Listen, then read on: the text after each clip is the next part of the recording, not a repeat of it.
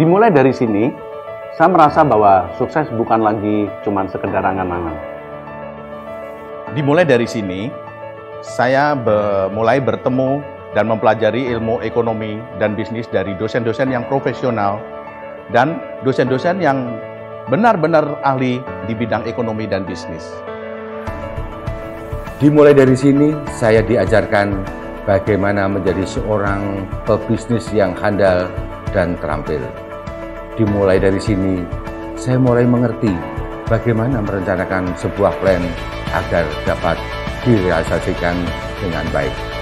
Selain itu, dimulai dari sini, saya mulai mengerti bagaimana kesulitannya untuk menjadi seorang owner perusahaan yang harus mempertahankan, mengembangkan daripada usaha ini. Apalagi di tengah-tengah persaingan yang berat. Dan lagi saya juga merintis karir sebagai karyawan Bank Jateng. Jadi dalam situasi ini saya harus berusaha dua-duanya, karir yang sukses dan usaha yang sukses pula. Sukses bagi saya sih adalah apa yang kita inginkan, apa yang kita cita-citakan bisa tercapai. Tidak mudah sih memang kalau mengingat banyak hal yang telah saya lalui baik suka maupun duka. Kadang teringat sih masa-masa kuliah saat bagaimana saya berjuang hingga menjadi seperti sekarang ini. Peningkatan skill dan kompetensi diasah melalui pelatihan-pelatihan dan praktikum-praktikum di kampus yang sangat berguna sekali untuk perkembangan karir saya saat ini. Itu menjadi bekal yang sangat berharga untuk saya bisa menjadi sukses. Kegiatan kemahasiswaan memupuk percaya diri saya sehingga menjadi bekal saya dalam berkarya di dunia kerja. Pendidikan di sini sangat berkualitas, mulai dari dosen, fasilitas pembelajaran, tidak heran akreditasinya bagus. Sukses kami dimulai dari sini. Sukses kami dimulai dari sini. Sukses kami dimulai dari sini.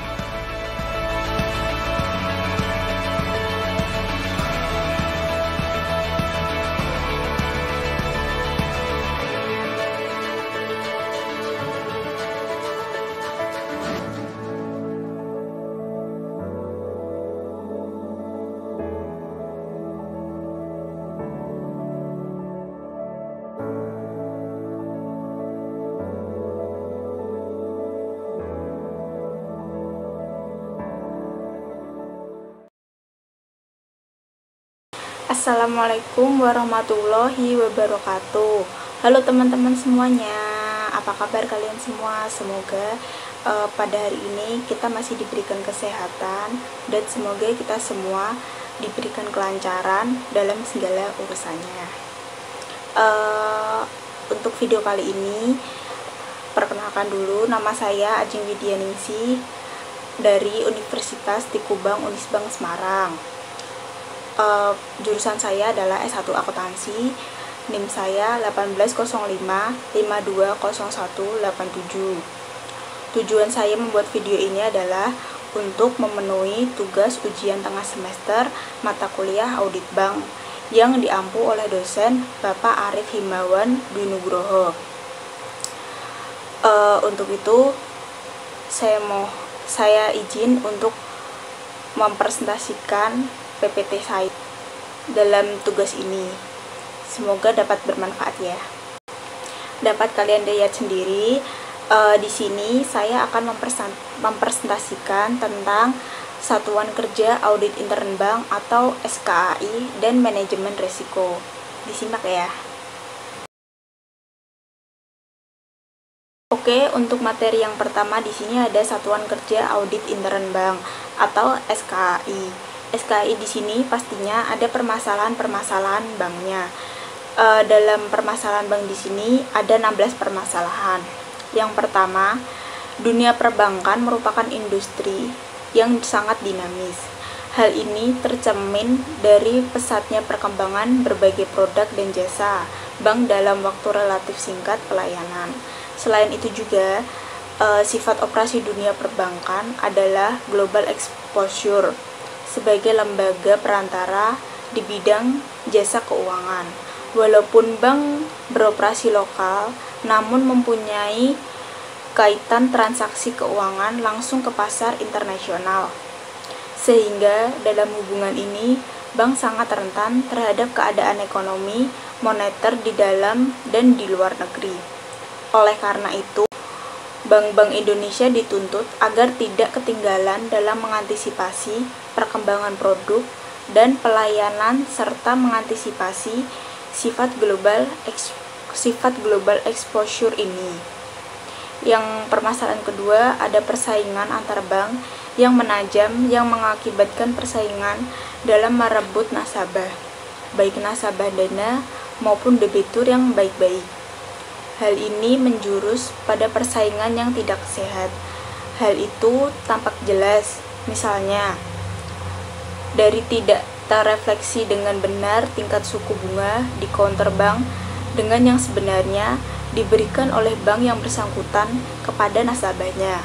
Misalnya, adalah suatu hal yang biasa bila tingkat bunga deposito bisa ditawar. Bahkan, walaupun sifat deposito berjangka terikat oleh waktu, pencairan atau break dengan mudah bisa dilakukan bila si nasabah membutuhkannya. Tindakan yang semata-mata demi persaingan ini pada akhirnya bila ternyata jumlahnya cukup besar akan menyulitkan bank dalam mengatur likuiditasnya. Permasalahan yang ketiga yaitu di bidang perkreditan, hal paling menyolok adalah proyek-proyek yang baik potensi dan kredibilitasnya, sehingga tak heran bila bank-bank berlomba-lomba untuk membiayainya. Suatu perusahaan bisa berpindah-pindah bank dalam jangka waktu yang relatif pendek, dengan harapan memperoleh kredit yang lebih besar untuk membiayai bisnisnya. Untuk yang keempat, sepanjang proyek atau bisnisnya masih menguntungkan, tentunya hal itu tidak menjadi masalah besar. Namun, kecenderungan ini berlanjut sehingga akhirnya pada pembiayaan proyek tak terkendali dan menjadi berlebihan atau overfinance. Tentunya hal ini membuka peluang bagi si nasabah untuk terspekulasikan pada proyek yang belum jelas benar prospeknya. Tak jarang hal ini menjadi suatu sumber dari kesulitan kredit yang memakan waktu panjang. Yang kelima, aspek ekspansif dalam pemberian kredit ini tak jarang yang kurang memperhatikan kemampuan untuk menghimpun dana masyarakatnya, sehingga terjadi mismatch antara dana yang disalurkan dengan dana yang berhasil dihimpun bank. Selanjutnya, pemberian kredit bank menggunakan dana yang berasal dari antar bank. Kondisi ini sangat membahayakan karena dalam kondisi uang yang ketat, bank-bank seperti ini akan sangat mengalami kesulitan. Permasalahan yang keenam yaitu penyaluran kredit bank seringkali dilakukan tanpa melalui prinsip-prinsip kredit yang sehat. Akibatnya, kualitas aktiva produktif menurun, dan cadangan aktiva produktif yang harus disediakan tidak terpenuhi. Pengaruh yang langsung terasa adalah turunnya tingkat kesehatan bank. Permasalahan yang ketujuh, ada penyaluran kredit pada pemilik atau pemegang saham, sehingga melampaui BMPK atau batas maksimum pemberian kredit. Manajemen bank seringkali mengalami kesulitan dalam mengendalikan keinginan dari pihak pemilik bank untuk ikut campur dalam kegiatan bank. Beberapa bank sulit melaksanakan keharusan memenuhi syarat pemodalan bank seperti yang ditetapkan oleh Bank Indonesia.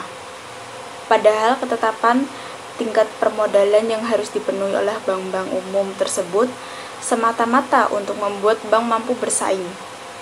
Permasalahan yang kedelapan, ada perlunya upaya mengefisienkan operasi perbankan di Indonesia sehingga tercipta bank yang efisien dan mampu melakukan kompetensi secara baik. Bank-bank di Indonesia sebagian besar dari pendapatan utamanya berasal dari pendapatan bunga dari sektor perkreditan. Padahal, kredit bersumber pada dana masyarakat yang dihimpun oleh bank. Biaya dana dan resiko kredit yang tinggi mengakibatkan cost of money yang sulit bersaing.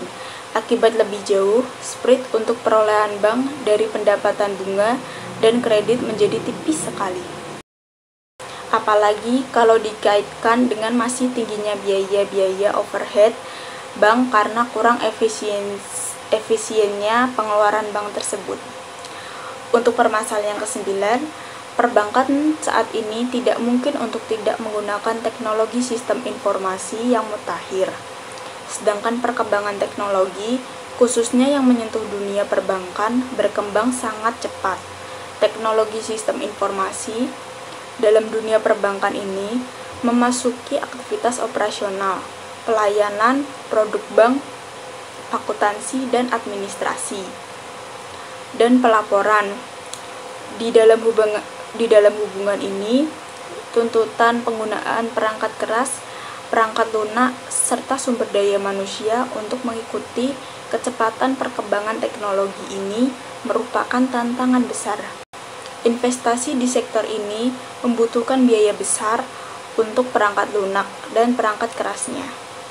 Sedangkan faktor manusia sebagai brainware memerlukan investasi dan pengembangan yang memakan waktu panjang untuk mengoperasikan secara baik dan aman.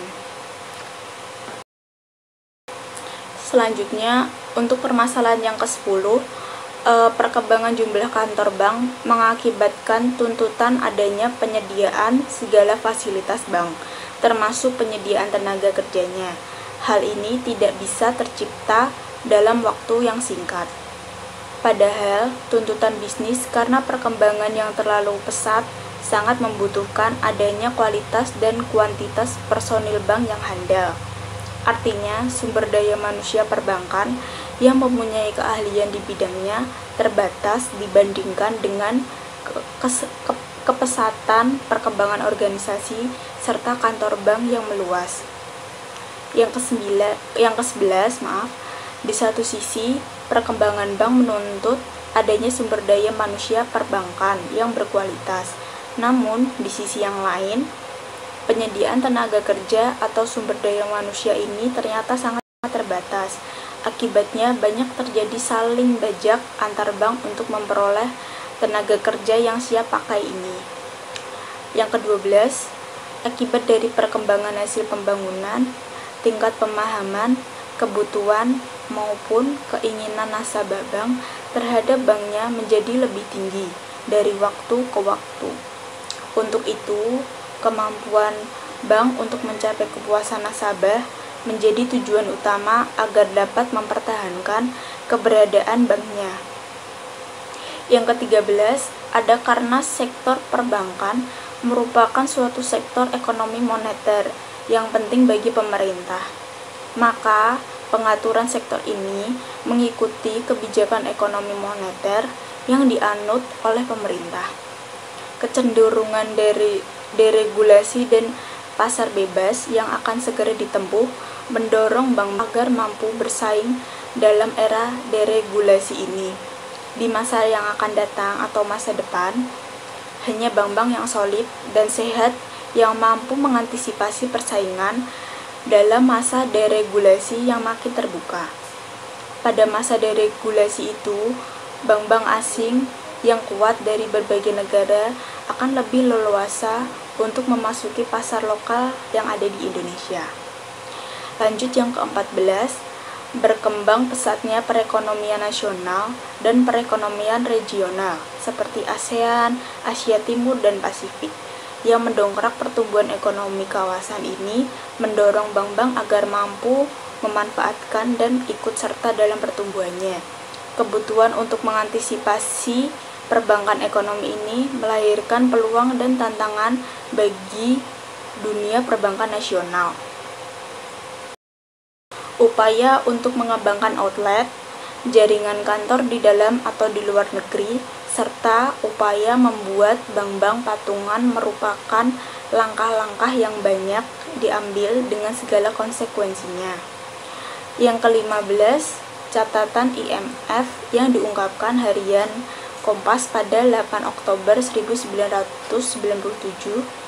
Antara lain mengungkapkan krisis perbankan dan keuangan ternyata bukan hanya karena manajemen perbankan yang lemah, juga mungkin oleh kebijakan ekonomi yang tidak bijaksana, campur tangan politik, liberalisasi keuangan, dan meningkatnya persaingan.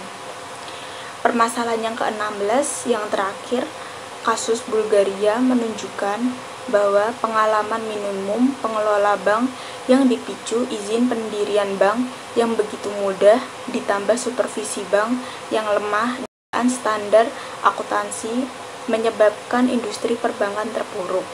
10 bank Bulgaria sudah bangkrut dan yang lainnya diperkirakan akan menyusul.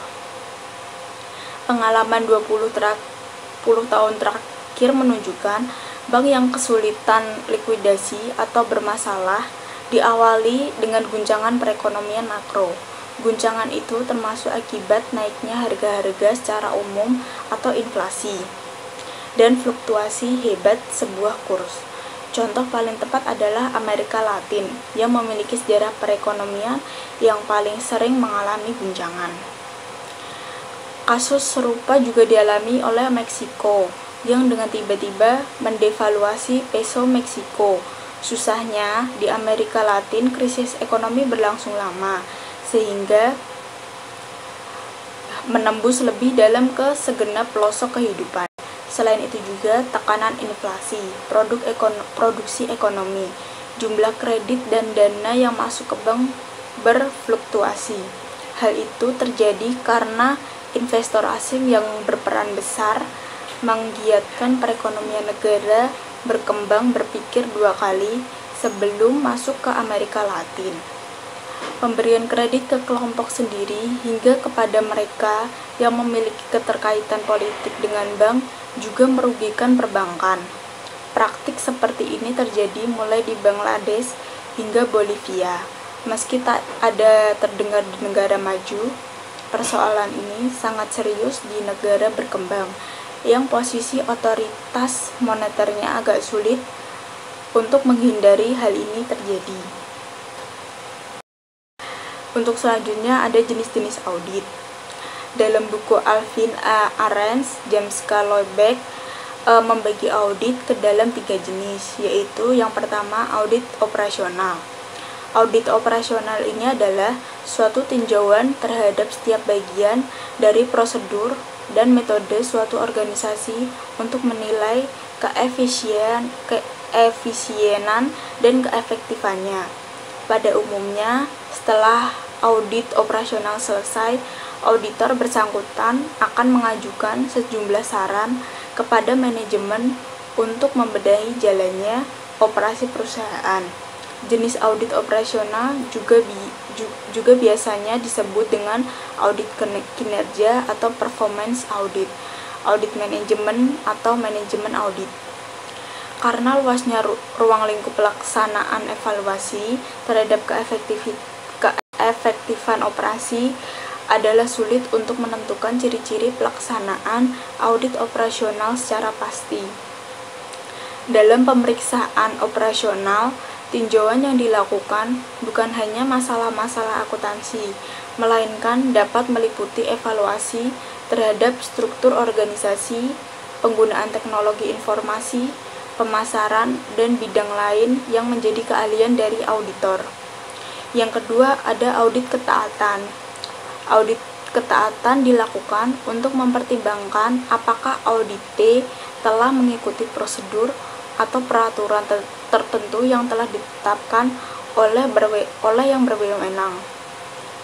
Hasil laporannya biasanya tidak dilaporkan kepada pihak luar, melainkan kepada manajemen atau controller di dalam organisasi sendiri.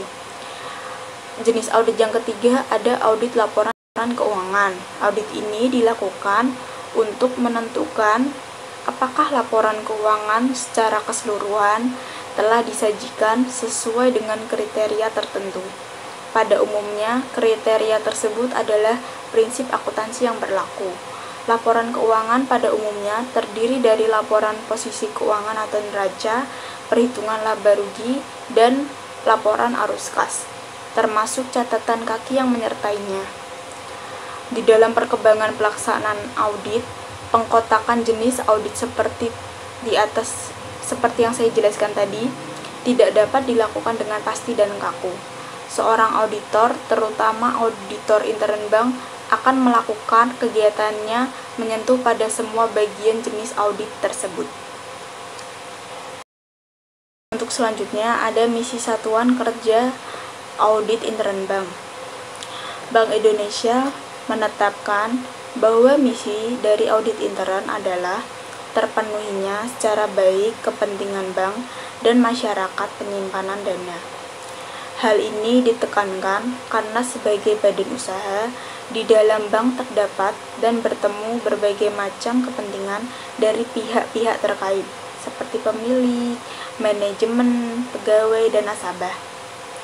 Walaupun ada perbedaan kepentingan di antara pihak-pihak terkait tersebut, namun pada hakikatnya kepentingan tersebut mempunyai tujuan yang sama, yaitu tercapainya bank yang sehat dan mampu berkembang secara wajar. Pengertian sehat di sini adalah sesuai dengan tingkat kesehatan yang ditetapkan oleh Bank Indonesia, meliputi unsur CAMEL atau kapital, aset, manajemen, earning, dan liquidity, dan penaltinya. Dalam kaitan ini, auditor intern bank menempatkan fungsinya di atas berbagai kepentingan tersebut untuk memastikan terwujudnya bank yang sehat, berkembang secara wajar, dan dapat menunjang perekonomian nasional. Agar misi tersebut dapat terlaksana dengan baik, diperlukan mekanisme pengendalian umum. Selanjutnya juga dilakukan penataan dan penegasan dari peranan Dewan Komisaris dalam hubungannya dengan fungsi audit intern bank. Pada masa sebelum terbitnya SPFAIB ini, Dewan Komisaris Bank terkesan sangat pasif. Padahal tanggung jawab akhir dari pengawasan suatu bank ada di Dewan Komisaris.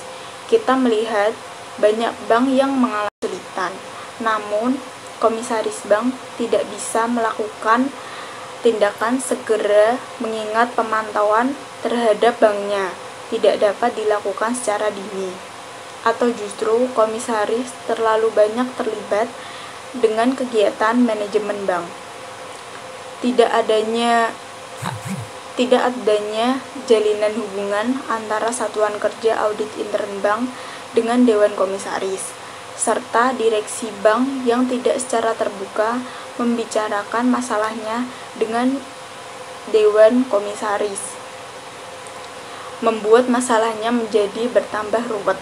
Selain itu, banyak anggota Dewan Komisaris yang tidak memahami bank, apalagi bank teknis dengan baik, sehingga kalaupun mereka tidak telah mengetahui adanya persoalan, mereka belum memahami bagaimana mengatasinya. Oke, lanjut. Ada mekanisme pengendalian umum.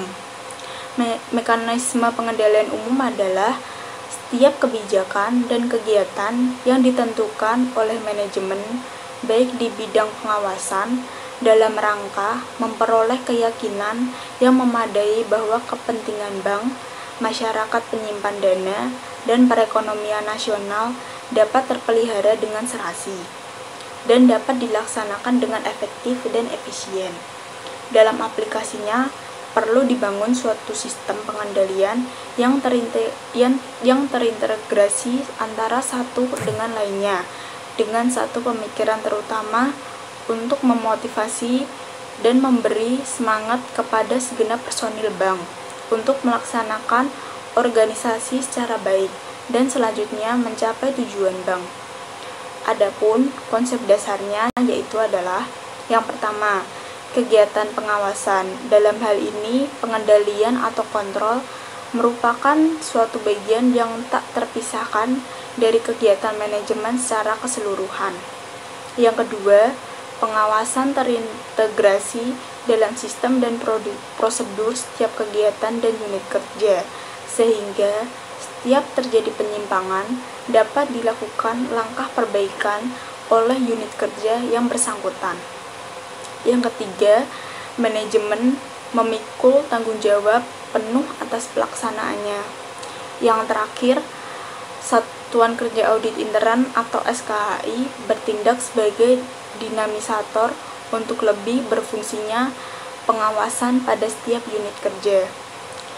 Dengan demikian, tekanan utama tugas SKAI adalah melakukan penilaian yang independen atas setiap yang bertujuan untuk mendorong dipatuhinya setiap ketentuan yang ditetapkan oleh manajemen, mendinamisir untuk lebih berfungsinya pengawasan dengan memberikan saran-saran konstruktif dan protektif agar sasaran organisasi dapat tercapai dengan ekonomis, efisien, dan efektif. Beberapa aspek yang memerlukan kejelasan dan kesamaan pemahaman agar mekanisme tersebut dapat terwujud di antaranya adalah tanggung jawab dan wewenang pengawasan dari Dewan Komisaris dan Direksi, ruang lingkup pengendalian intern, dan pekerjaan audit intern dalam hubungannya dengan struktur pengendalian intern bank. Oke, lanjut. Selanjutnya ada tanggung jawab dan wewenang pengawasan Dewan Komisaris dan Direksi bank. Pada masa sebelum SPFAIB diberlakukan, kejelasan wewenang pengawasan antara Dewan Komisaris, Direksi, dan Satuan Kerja Audit Intern masih berbeda pandangan satu bank dengan bank lainnya. Namun, dengan terbitnya SPFAIB ini, hal ini diatur secara jelas. Dalam kerangka pengendalian umum, pembagian tanggung jawab dan wewenang pengawasan antara Dewan Komisaris dan Direksi Bank dinyatakan dalam anggaran dasar bank atau keputusan rapat umum pemegang saham. Pembagian tersebut diatur sebagai berikut. Yang pertama, tanggung jawab akhir pengawasan dilakukan oleh Dewan Komisaris melalui Dewan Audit untuk mengevaluasi hasil temuan audit atau pemeriksaan oleh Satuan Kerja Audit Intern atau SKAI. Dalam kaitan ini, Dewan Komisaris berwenang untuk meminta direksi menindaklanjuti hasil temuan pemeriksaan atau audit Satuan Kerja Audit Intern. Di dalam Undang-Undang Nomor 1 Tahun 1995 tentang Perseroan Terbatas, Pasal 97 disebutkan bahwa komisaris bertugas mengawasi direksi dalam menjalankan perseroan serta memberikan nasihat kepada direksi. Yang kedua, tanggung jawab direksi adalah menciptakan struktur pengendalian intern, menjamin terselenggaranya fungsi audit intern bank dalam setiap tingkatan manajemen dan menindaklanjuti temuan audit intern bank sesuai dengan kebijakan ataupun pengarahan yang diberikan oleh Dewan Komisaris. Dalam kaitan ini, direksi berkewajiban melaporkan kegiatan tersebut di atas kepada rapat umum tahunan pemegang saham. Dari pembagian tanggung jawab dan wewenang tersebut, jelaslah bahwa dengan adanya SPFAIB ini ada porsi-porsi bagi masing-masing institusi dan para pihak-pihak terkait untuk melakukan kegiatannya di bidang pengawasan, audit, dan pengendalian. Selanjutnya ada ruang lingkup pengendalian intern bank. Struktur pengendalian intern meliputi kebijakan, organisasi, prosedur, metode, dan ketentuan yang terkoordinasi yang dianut dalam satuan kerja. Struktur pengendalian intern bertujuan untuk 1.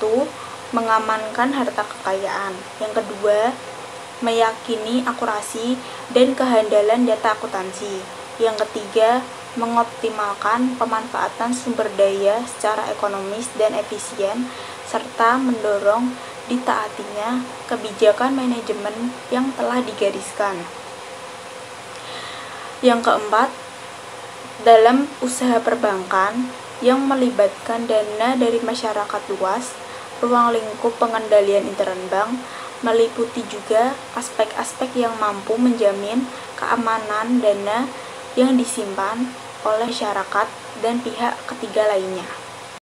Lalu, ada satuan kerja audit intern sebagai bagian dari struktur pengendalian intern. Satuan kerja audit intern atau SKAI merupakan bagian dari struktur pengendalian intern dan merupakan segala bentuk kegiatan yang berhubungan dengan audit dan pelaporan hasil audit mengenai terselenggaranya struktur pengendalian secara terkoordinasi dalam setiap tingkatan manajemen bank. Transparansi dan kejelasan sangat penting dalam pengelolaan bank, sehingga kebijakan audit intern yang berkaitan dengan wewenang dan tingkat independensinya perlu dinyatakan dalam sebuah dokumen tertulis dari Direktur Utama Bank dengan persetujuan Dewan Audit yang disebut Internal Audit Charter. Secara periodik Internal Audit Charter ini perlu dinilai kecukupannya oleh Direktur Utama dan Dewan Audit agar pelaksanaan audit intern senantiasa berada pada tingkat yang optimal. Internal Audit Charter sebagai landasan kerja, terutama bagi satuan kerja audit intern, merupakan hal baru bagi dunia perbankan Indonesia. Hal ini memberikan dasar yang kokoh untuk semua pihak untuk melaksanakan tugasnya atas dasar fungsi masing-masing secara jelas. Kemudian ada peran dan fungsi SKAI. Tugas SKAI adalah membantu Direktur Utama dan Dewan Audit dengan menjabarkan secara operasional perencanaan, pelaksanaan, dan pemantauan atas hasil audit. Dalam melaksanakan hal ini, auditor intern mewakili pandangan dan kepentingan profesinya dengan membuat analisis dan penilaian di bidang keuangan, akuntansi, operasional, dan kegiatan lainnya melalui pemeriksaan secara dan pemantauan secara serta memberikan saran perbaikan dan informasi yang objektif tentang kegiatan yang direview kepada semua tingkatan manajemen. Di samping itu, SKAI harus mampu mengidentifikasi segala kemungkinan untuk memperbaiki dan meningkatkan efisiensi penggunaan sumber daya dan dana serta meningkatkan kegiatan yang ada di bank tersebut. Tuntutan yang demikian tinggi dari fungsi dan tugas SKAI jelas menggambarkan pada kita bahwa peran SKAI sangat diharapkan dalam mendorong lahirnya bank yang sehat, sehingga kualitas sumber daya SKAI harus sepadan dengan tuntutan tersebut. Kemudian, peran Dewan Komisaris Bank dalam hubungannya dengan fungsi Satuan Kerja Audit Intern.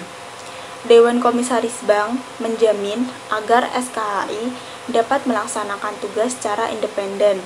Sasaran ini akan dicapai lebih baik dengan adanya Dewan Audit Bank yang independen terhadap manajemen. Tugas utama Dewan Audit adalah melakukan review atas perencanaan dan pelaksanaan audit serta pemantauan atas tindak lanjut hasil audit dalam rangka menilai kecukupan pengendalian intern termasuk kecukupan proses pelaporan keuangan. Tanggung jawab kepada Dewan Komisaris dalam perannya mewakili kepentingan pemegang saham dan masyarakat. Lalu ada ruang lingkup pekerjaan audit intern. Ruang lingkup pekerjaan audit SKAI mencakup seluruh aspek dan unsur kegiatan bank yang secara langsung ataupun tidak langsung diperkirakan dapat mempengaruhi tingkat terselenggaranya bank secara baik bagi kepentingan bank dan masyarakat. Dalam hubungan ini, selain meliputi pemeriksaan dan penilaian, ada dua.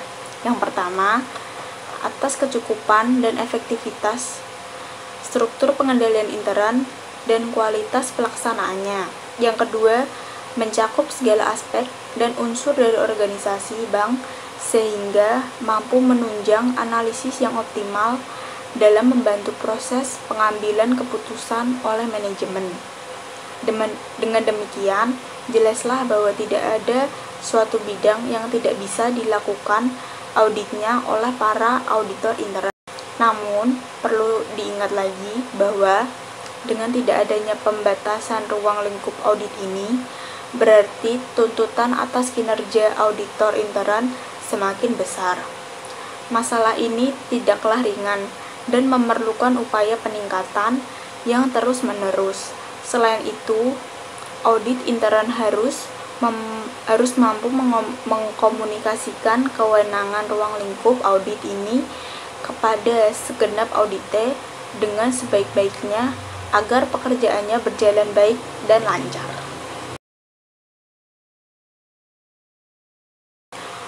Untuk bab selanjutnya, ada manajemen resiko.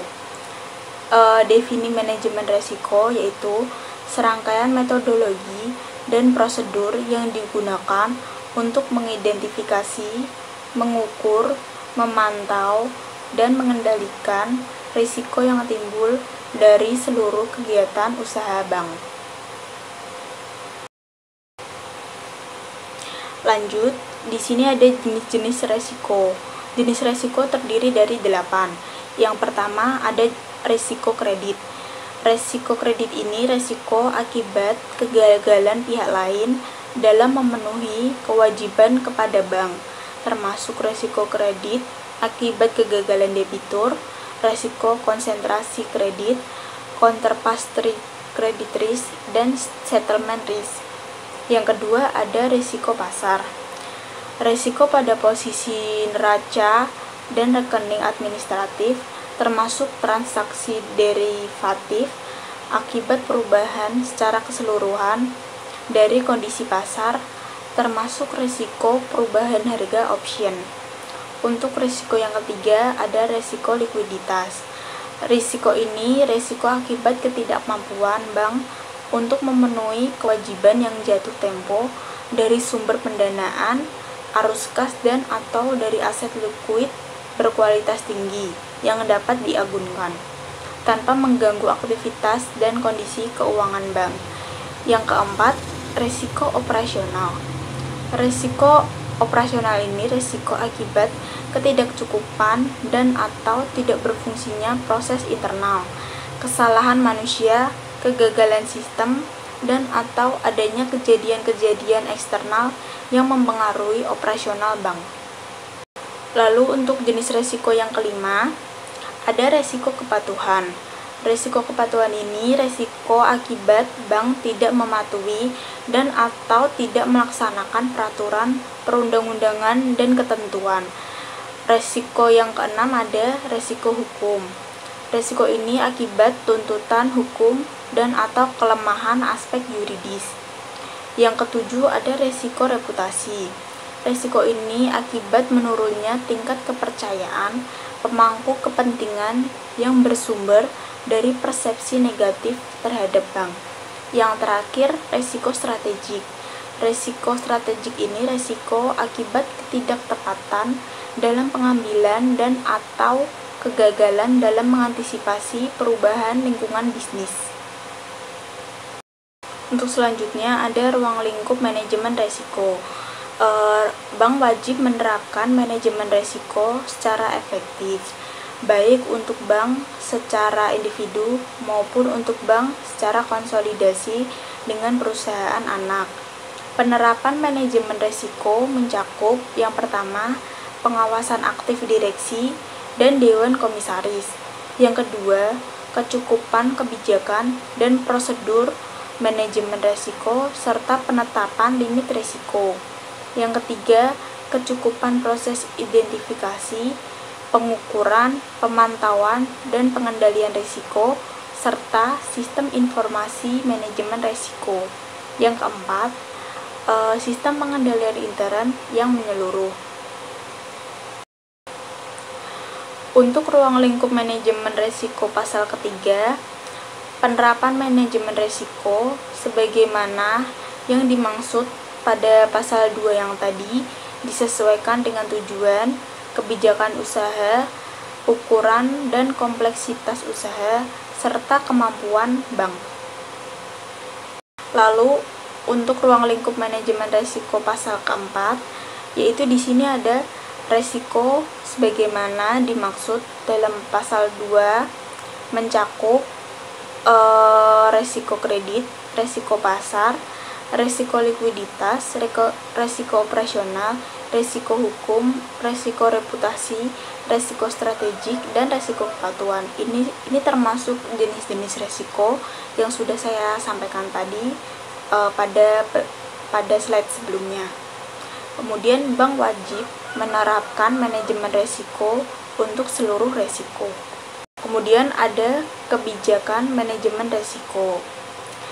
Kebijakan manajemen risiko ini memuat yang pertama, penetapan risiko yang terkait dengan produk dan transaksi perbankan. Yang kedua, ada penetapan penggunaan metode pengukuran dan sistem informasi manajemen risiko. Yang ketiga, penentuan limit dan penetapan toleransi risiko. Yang keempat, penetapan penilaian peringkat risiko. Yang kelima, penyusunan rencana darurat atau contingency plan dalam kondisi terburuk atau worst case scenario. Yang terakhir, penetapan sistem pengendalian intern dalam penerapan manajemen risiko. Untuk selanjutnya, di sini ada prosedur manajemen risiko dan penerapan limit risiko. Yang pertama, pada ayat pertama, prosedur manajemen risiko dan penetapan limit risiko wajib disesuaikan dengan tingkat risiko yang akan diambil atau risk appetite terhadap risiko bank. Pada ayat kedua, prosedur manajemen risiko dan penetapan limit risiko memuat yang pertama, akuntabilitas dan jenjang delegasi wewenang yang jelas. Yang kedua, pelaksanaan kaji ulang terhadap prosedur manajemen risiko dan penetapan limit risiko secara berkala. Yang ketiga, dokumentasi prosedur manajemen risiko dan penetapan limit risiko secara memadai. Untuk ayat yang ketiga, penetapan limit risiko sebagaimana yang dimaksud pada ayat kedua yang di atas itu wajib mencakup yang pertama, limit secara keseluruhan. Yang kedua, limit per jenis risiko. Yang ketiga, limit per aktivitas fungsional tertentu yang memiliki exposure risiko. Lalu di sini ada sistem informasi manajemen risiko. Dalam sistem informasi manajemen risiko mencakup laporan atau informasi paling sedikit mengenai yang pertama exposure risiko, yang kedua kepatuhan terhadap kebijakan dan prosedur manajemen risiko serta penetapan limit risiko. Yang ketiga, realisasi pelaksanaan manajemen risiko dibandingkan dengan target yang ditetapkan. Laporan atau informasi yang dihasilkan dari sistem informasi manajemen ini wajib disampaikan secara rutin kepada direksi. Lalu ada sistem pengendalian intern. Pasal 13. Pada pasal ini, bank wajib melaksanakan sistem pengendalian intern secara efektif terhadap pelaksanaan kegiatan usaha dan operasional pada seluruh jenjang organisasi bank. Selanjutnya untuk sistem pengendalian intern pada pasal yang ke-14, di sini ayat pertama, pelaksanaan sistem pengendalian intern sebagaimana yang dimaksud dalam pasal 13 yang tadi, paling sedikit mampu secara tepat waktu mendeteksi kelemahan dan penyimpangan yang terjadi. Untuk ayat yang kedua, sistem pengendalian intern sebagaimana dimaksud pada ayat yang pertama tadi, wajib memastikan Yang pertama, kepatuhan terhadap peraturan dan perundang-undangan serta kebijakan atau ketentuan intern bank. Yang kedua, tersedianya informasi keuangan dan manajemen yang lengkap, akurat, tepat guna, dan tepat waktu. Yang ketiga, efektivitas dan efisiensi dalam kegiatan operasional. Lalu yang terakhir, yang keempat, efektivitas budaya risiko atau risk culture pada organisasi bank secara menyeluruh. Untuk sistem pengendalian intern dalam penerapan manajemen risiko, di sini pasal yang ke-15. Pada ayat yang pertama, sistem pengendalian intern dalam penerapan manajemen risiko paling sedikit mencakup yang pertama, kesesuaian sistem pengendalian intern dengan jenis dan tingkat risiko yang melekat pada kegiatan usaha bank. Yang kedua, penetapan wewenang dan tanggung jawab untuk pemantauan kepatuhan kebijakan dan prosedur manajemen risiko serta penetapan limit risiko. Yang ketiga, penetapan jalur perlaporan dan pemisahan fungsi yang jelas dari satuan kerja operasional kepada satuan kerja yang melaksanakan fungsi pengendalian. Untuk yang keempat, struktur organisasi yang menggambarkan secara jelas kegiatan usaha bank. Yang kelima, pelaporan keuangan dan kegiatan operasional yang akurat dan tepat waktu. Yang keenam, kecukupan prosedur untuk memastikan kepatuhan bank terhadap ketentuan dan perundang-undangan. Yang ketujuh, kaji ulang yang efektif, independen, dan objektif terhadap prosedur penilaian kegiatan operasional bank. Yang kedelapan, ada pengujian dan kaji ulang yang memadai terhadap sistem informasi manajemen risiko. Yang kesembilan, dokumentasi secara lengkap dan memadai terhadap prosedur operasional, cakupan, dan temuan audit, serta tanggapan pengurus bank berdasarkan hasil auditnya. Yang ke-10, verifikasi dan kaji ulang secara berkala dan berkesinambungan terhadap penanganan kelemahan bank yang bersifat material dan tindakan pengurus bank untuk memperbaiki penyimpangan yang terjadi. Lanjut, untuk sistem pengendalian intern dalam penerapan manajemen risiko, yang ini masih pasal 15 tapi ayat yang kedua, berisi tentang penilaian terhadap sistem pengendalian intern dalam manajemen risiko wajib dilakukan oleh Satuan Kerja Audit Intern atau SKAI. Selanjutnya ada Komite Manajemen Risiko. Untuk yang pertama, Komite Manajemen Risiko paling sedikit terdiri atas 1. Mayoritas direksi, yang kedua pejabat eksekutif terkait. Untuk wewenang dan tanggung jawab Komite Manajemen Risiko adalah memberikan rekomendasi kepada Direktur Utama yang paling sedikit mencakup A. Penyusunan kebijakan, strategi, dan pedoman penerapan manajemen risiko. B. Perbaikan atau penyempurnaan pelaksanaan manajemen risiko berdasarkan hasil evaluasi pelaksanaan manajemen risiko. Yang C. Penetapan hal-hal yang terkait dengan keputusan bisnis yang menyimpang dari prosedur normal. Selanjutnya, untuk Satuan Kerja Manajemen Risiko. Yang pertama itu struktur organisasi Satuan Kerja Manajemen Risiko Bank disesuaikan dengan ukuran dan kompleksitas usaha bank serta risiko yang melekat pada bank. Yang kedua, Satuan Kerja Manajemen Risiko harus independen terhadap Satuan Kerja Operasional atau Risk Taking Unit dan terhadap satuan kerja yang melaksanakan fungsi pengendalian intern. Yang ketiga, satuan kerja manajemen risiko bertanggung jawab langsung kepada direktur utama atau kepada direktur yang ditugaskan secara khusus.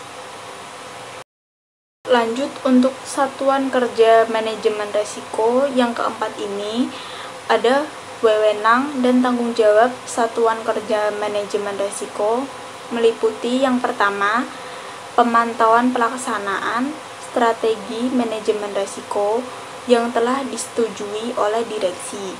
Yang kedua, pemantauan posisi risiko secara keseluruhan atau komposit per jenis risiko dan per jenis aktivitas fungsional serta melakukan stress testing.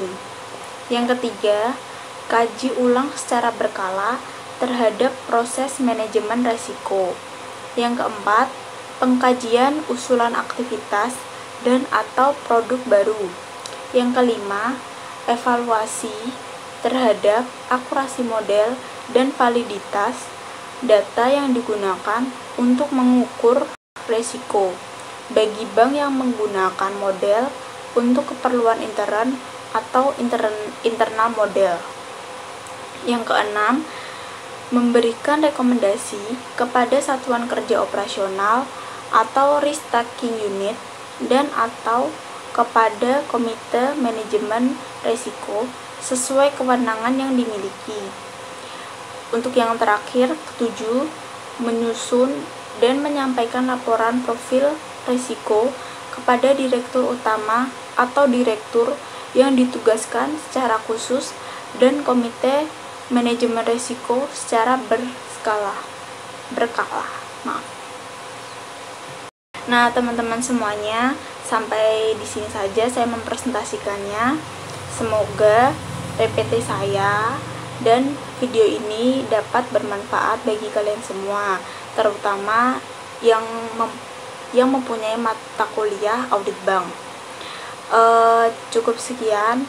Saya meminta maaf jika ada salah-salah kata yang tadi saya sampaikan, dan saya minta maaf juga jika ada kata-kata yang kurang jelas di kalian atau kalian tidak paham. Semoga tetap ini video dapat membantu kita semua. Terima kasih untuk sebesar-besarnya. Saya pamit. Sampai jumpa. Wassalamualaikum warahmatullahi wabarakatuh.